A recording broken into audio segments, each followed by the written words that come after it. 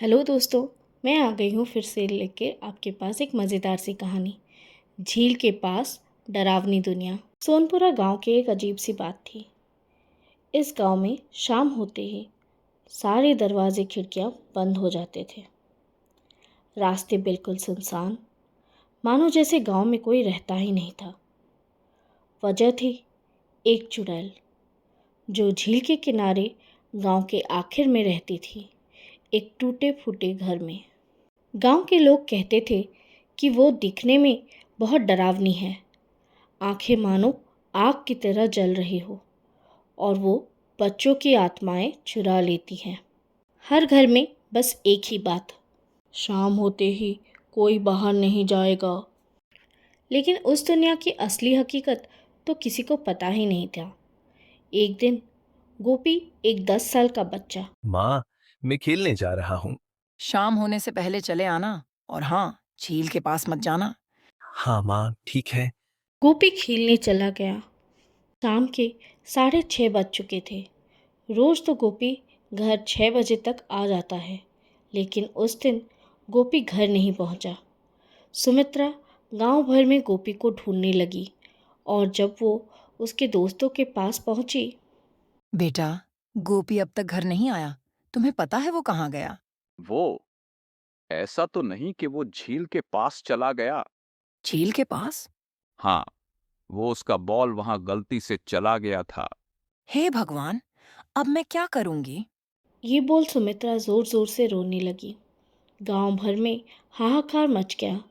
सब कहने लगे, अब वो वापस नहीं आएगा। गांव के बड़े बुजुर्ग कहने लगे।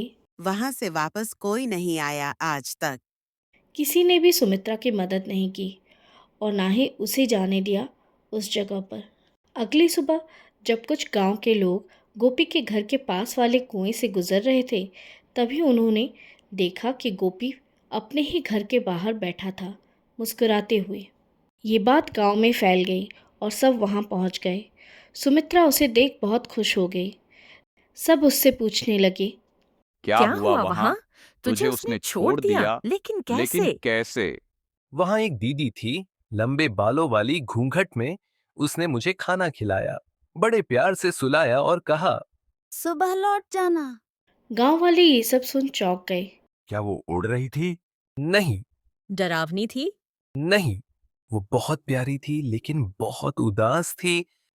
ये सब सुन गांव का एक साहसी लड़का भरत सच जानने के लिए झील के पास चला गया। वहाँ एक पुराना टूटा फूटा घर था। उसमें थी एक औरत। उसका चेहरा आधा जल चुका था। कौन हो तुम? तुम्हारी ऐसी हालत कैसे हो गई? मेरा नाम किरण है। यहीं पास के गांव में रहती थी। आग लगने से मेरा चेहरा थोड़ा बिगड़ गया। लोग डरने लगे और मुझे गांव से निकाल दिया। इसीलिए मुझे झील पार कर यहाँ आके रहने लगी। मेरे गांव के लोग मुझे चुड़ैल बुलाने लगे और ये बात चारों ओर फैल गई। मुझे कहीं कोई रखना नहीं चाहता। मैं किसी को नुकसान नहीं पहुंचाती। मैं तो बस शांति से रहना चाहती हूँ। किरण की बातें सुन भरत की आंखों में आंसू आ गए। अगले दिन भरत ने गांव वालों को सारा सच बताया। सबने मिलकर किरण का इलाज करवाया और बहुत जल्द वो ठीक हो गई। सब उससे अब चुड़ैल नहीं, झील वाली दीदी बुलाते थे। अब शाम ढलते ही कोई नहीं कहता था, दरवाज़ा बंद कर दो। सब उससे कहते, दीदी कल फिर आएंगे।